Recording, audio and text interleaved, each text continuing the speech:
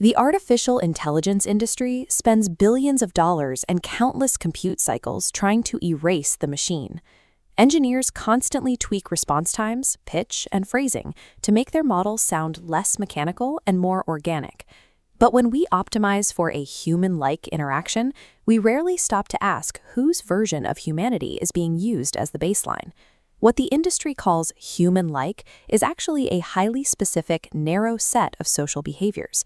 This creates a system governed by neuronormativity, the assumption that there is only one standard, typical way for a person to communicate. This curve plots how AI design shifts from straightforward, code-based outputs on the left to highly emotive avatars on the right. As models learn to simulate empathy and mimic social nuances, developers track a corresponding spike in broad user engagement.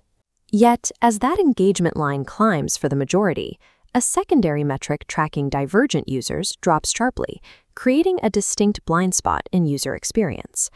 Neurodivergent communication styles, including traits frequently seen in autism and ADHD, often prioritize direct information exchange, literal interpretation, and consistency over layered social performances.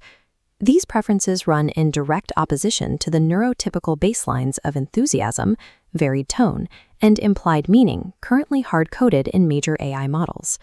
By actively designing systems to eliminate anything categorized as robotic, developers are implicitly pathologizing the natural ways autistic people communicate.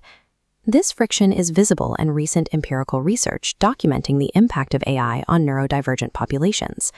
A 2025 study from the ACM Conference on Fairness, Accountability, and Transparency examined the specific design intents of engineers building human-like AI. Simultaneously, policy research from Aotearoa, New Zealand evaluated how these same algorithmic biases generate specific workplace risks. Together, these findings point to a structural problem. When we optimize for a narrow definition of humanness, we risk building exclusionary barriers directly into our technical infrastructure. To understand how this happens, we need to look at what developers actively try to filter out of their systems. This pie chart breaks down the exact traits that cause an AI to be classified as uncanny by the researchers building them. When combined, communication styles and emotional expression account for over 60% of the behaviors developers flag as unsettling. This tree map categorizes the specific behaviors developers label as undesirable and aim to suppress across their models. Traits categorized as inappropriate tone and repetitive carry heavy weight, and engineers actively police these patterns to prevent user frustration. The data shows developers operationalize their definition of humanness almost entirely by eliminating interaction styles they personally find uncomfortable or abnormal. These abstract labels of undesirable behavior translate into specific, real-world conversational choices. Look at these direct quotes from developers who describe the use of numbers or repetitive text-only responses as unnatural, odd, or overly robotic. In psychology, there is a concept called the double empathy problem. It posits that communication breakdowns between autistic and non-autistic people happen because of differing social norms, not because one group possesses a biological deficit. What developers measure and penalize as robotic is a mathematically precise and socially valid form of human communication. The traits these engineers aggressively suppress, such as exact repetition, literal interpretation, and a flat emotional tone, align directly with natural autistic communication profiles. Studies consistently show that autistic users frequently prefer interacting with non-anthropomorphic, direct, text-based interfaces. This preference is rooted in sensory processing differences and a desire for clarity, rather than navigating the cognitive load of simulated social cues.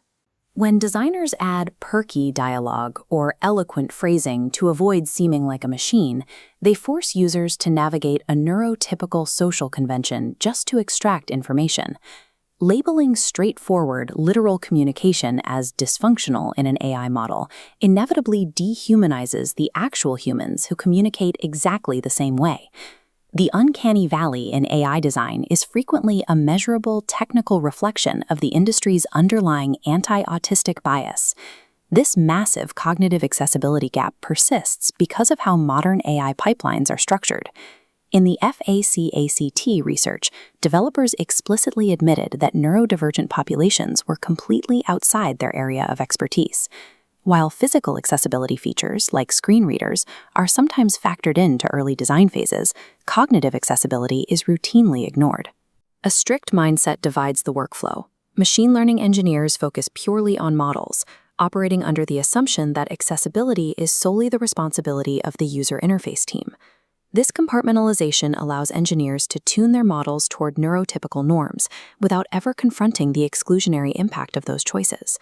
The development pipeline structurally insulates engineers from the ethical implications of cognitive exclusion. This bias becomes dangerous when it leaves the chatbot window and scales across a company, increasingly embedded into workplace management and performance monitoring systems. They constantly ingest data on employee productivity, communication frequency, and behavioral patterns. This introduces the issue of psychosocial safety, the legal and ethical requirement to protect workers from psychological harm, including algorithmic surveillance. Neurodivergent workers rely on reasonable accommodations, like specific communication formats and flexible workflows, to thrive. But algorithms are trained to expect uniform, standardized behavior. This network diagram illustrates what happens when specific user nodes are measured against that baseline and flagged due to mismatched communication data patterns. If an autistic worker relies on rigid, scheduled communication, the algorithm scores those literal, direct inputs as an at-risk behavioral anomaly.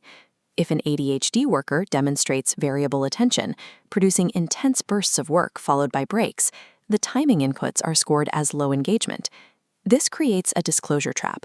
Workers who hide their neurodivergent identity to avoid workplace stigma are still identified and flagged by the algorithm's behavioral baseline. The system has no context for the divergence. It only has the capacity to measure the deviation and punish it.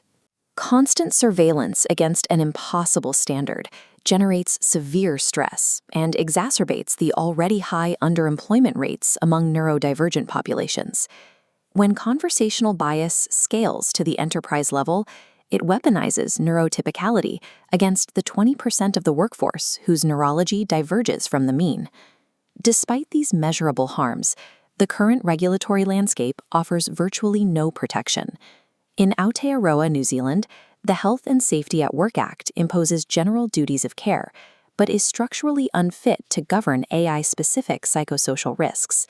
International instruments like the United Nations Convention on the Rights of Persons with Disabilities and the European Union AI Act establish stronger benchmarks, but these are rarely translated into enforceable domestic law.